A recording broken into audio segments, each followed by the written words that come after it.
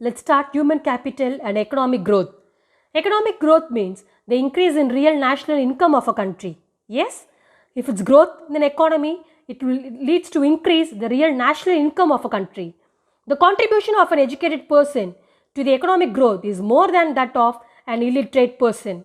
Yes, so the contribution of educated person to the economic growth is more than that of illiterate person.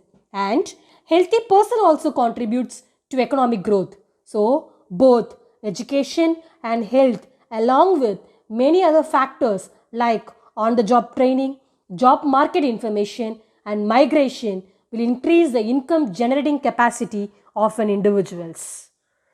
Third point, human capital formation promoted invention, innovation and technological improvement. Education provides knowledge to understand change in the society and scientific advancement that facilitate invention and innovation. If a person has knowledge, he will be understand what are the changes in the society and what are scientific advancement that facilitate invention as well as the innovation.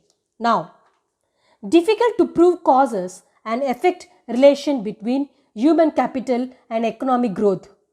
Due to measurement problem, it is difficult to prove that increase in human capital causes economic growth.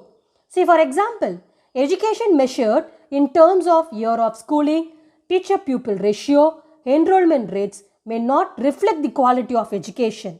Similarly, health services measured in monetary terms like life expectancy, mortality rates may not reflect the true health status of the people in a country. So, it means it is difficult to establish a relation of causes and effect from the growth of human capital, education and health to economic growth. So, the relation between human capital and economic growth flows in either direction. Higher income causes building of high level of human capital and high level of human capital causes growth of income.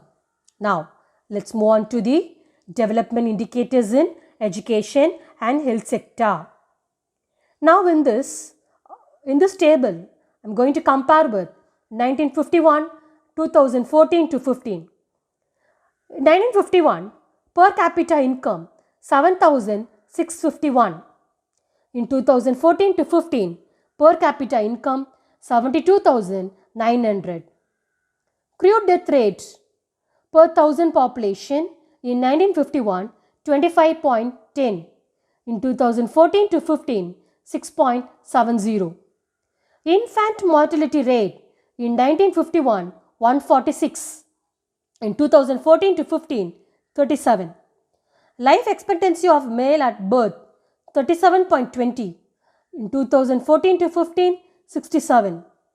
Life expectancy of female at birth in the year, 36.20. In 2014 to 15, 70. Literacy rate in percentage, 16.67. 2014 to 15, 76. So, this analysis of the indicator in human capital growth, yes, in developing country has been faster, but the growth of per capita real income has not been that fast.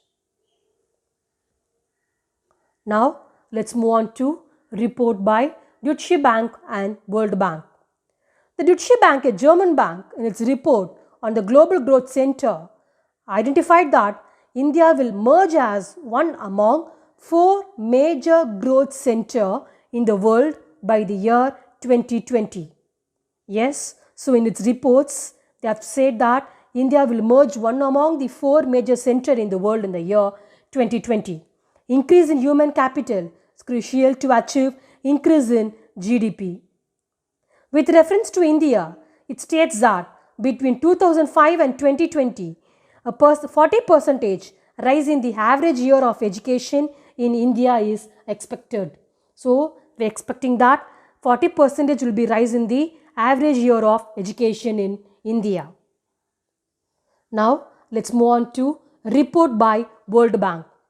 India should make a change over to the knowledge economy.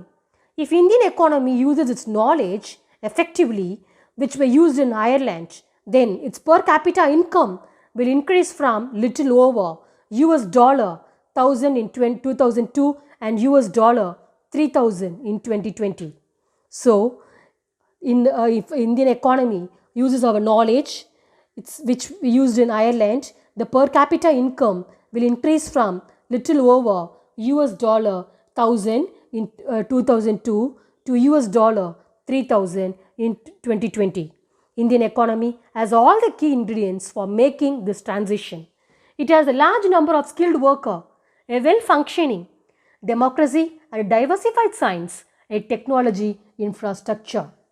So, at the last, according to the 7th year plan, human capital must be assigned a key role in any development strategy, particularly in a country with a large population. Trained and educated population can become an asset in accelerating economic growth and in ensuring social changes in desired direction. So, a country like India, if it's a huge population, it's an asset for an economy. Yes. So, how we can make it as an asset? By investing, by trained and educated population can become an asset. Yes. So, in today's class, those concepts we have covered: human capital and economic growth, and then human capital formation, which promotes invention, innovation and technological improvement, and then what are development indicators in education as well as the health sector, with comparing with the tabular column from 1951 to 2014 to 15, a report by Deutsche Bank and World Bank, and report by the World Bank. Yes, thank you students.